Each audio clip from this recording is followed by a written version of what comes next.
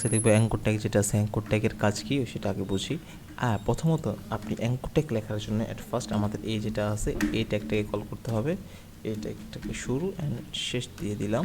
তারপর এখানে আমি এটা বলে দেবো যেটি ইউটিউব না, ইউটিউবটা মনে করেন টাইপ দিলাম গুগলের ডিরেক্ট লিঙ্ক। এখন যদি আমি এটা আউটপুট দেখি, এখানে দেখেন আমি যদি গুগল নামে কি ওইটা একটা আছে। এখন আমি যদি চাচ্ছি যে যখনই আমি এই গুগল ট্যাগে ক্লিক করব তখনই আমার নিউ ট্যাব ওপেন হবে, আর এখানে কিছু একটা মানে যে এখানে আমি লিঙ্ক করব সেখানে চলে যাবে ডিরেক্ট। তো প্রথমত মনে করেন আমি যদি এখানে দেখি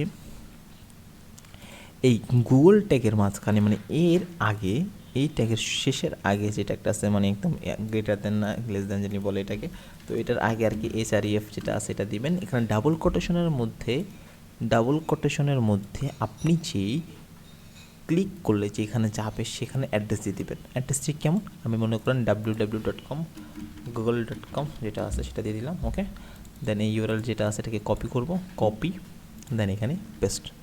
ওকে, পেস্ট করার পরে আমার কী হবে যে আমি এখানে ক্লিক দেখি যে আমাদের এটা কালারটা চেঞ্জ হয়ে গেছে, দেখছেন।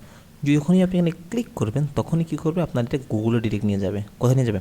ডিরেক্ট গুগলে নিয়ে যাবে। ওকে, তারপরে এখন চাচ্ছি যে যখন আমি ক্লিক করতেছি তখনই কিন্তু এটা গুগলে যাচ্ছে, রাইট?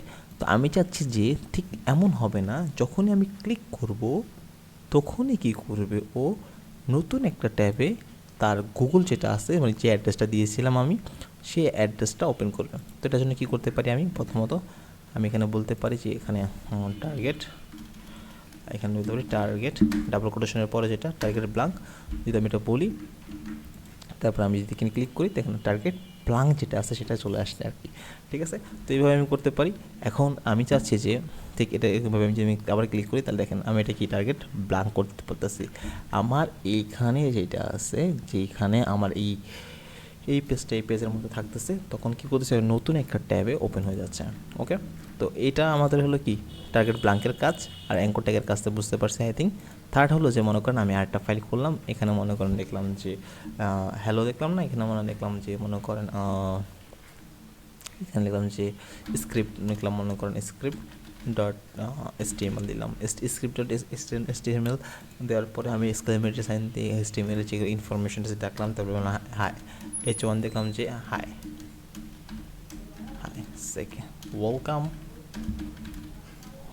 টু মাই প্রোফাইল দিলাম একটা ট্যাগ আর কি। রাইট ক্লিক করে ওপেন উইথ লাইভ সার্ভার দেখি। তো আমাদের এটা আমি চাচ্ছি যে যখনই এখানে একটা বাটন দিব যখনই ক্লিক করবে তখন এই পেজটা ওপেন হবে। এই পেজটা আমি আপাতত রিমুভ করে দিচ্ছি। তো এটার জন্য আমি কী করতে পারি, আমি আমার আগে যেটা আছে এটাতে যাবো, দেন গুগলের জায়গায় বলবো যে প্রোফাইল, তাহলে আমি নাম হয়ে যাবে তাহলে প্রোফাইল। ওকে, প্রোফাইল হয়েছে। তারপর আমি কি করবো এখানে টার্গেট ব্ল্যাঙ্ক যেটা সেটা থাকবে অ্যাজ ইউজুয়াল। আমি এখানে কী করবো যে এখানে আমি স্ল্যাশ আমার যেই স্ক্রিপ্ট ডট HTML যেটা আছে এটা আমি লিঙ্ক করে দিব। যখন আমি এটা ক্লিক করবো তাহলে দেখেন আমার এটা ওপেন হয়ে গেছে। দেন যখন আমি এটা ক্লিক করবো আমার এই কি এটা ওপেন হয়ে গেছে। যেমন আমরা মনে করেন একটা পেজ এক্সাম্পল হিসাবে যখন আমি এখানে ক্লিক করি লগইনে ক্লিক করি তখন কী করছে লগইন পেজ চলে গেছে। যখন আমি এখানে সাবমিট অ্যান্ড পেজে ক্লিক করি তখন এরকম একটা পেজ চলে আসছে। যখন আমি এখানে ক্লিক করি তখন আমার এরকম একটা পেজ চলে আসছে। ঠিক আছে, সো এরকম একাধিক পেজ যদি দিতে পারে তাহলে আপনি এভাবে করতে পারেন। ঠিক আছে, আচ্ছা ইমেল লিঙ্ক এটা আমাদের লাগবে না আর কি, আপাতত এটা অফ থাক। ঠিক আছে, আচ্ছা তো টুল, আচ্ছা এটা টাইটেল যেটা আছে টাইটেলও দিতে পারে। টাইটেলটা কী থাকতে পারে আমাদের এখানে যদি আমি এটা করে দেখি, টাইটেল এটা দিলাম হ্যালো ওয়ার্ল্ড, দিলাম একটা ওয়ার্ল্ড। আচ্ছা ওয়ার্ল্ড আমি নিজে এটি ব্যবহার করি, দেখেন হ্যালো ওয়ার্ল্ড যেটা আছে এটা টাইটেল হিসেবে চলে আসছে আমার এখানে। ঠিক আছে, তো এই হলো আমাদের এই ট্যাগের আর ফুল ইনফরমেশন যেটা আছে ওইটা। ঠিক আছে, আমরা নেক্সট ক্লাসে দেখবো যে আমাদের ইমেজ ট্যাগের ইনফরমেশনগুলো যেগুলো আছে সেগুলো আমরা দেখবো। তারপর আমাদের হাইট উইথ কীভাবে আমরা ইমেজ ট্যাগে ডিক্লেয়ার করতে পারি সেগুলো দেখবো। ওকে।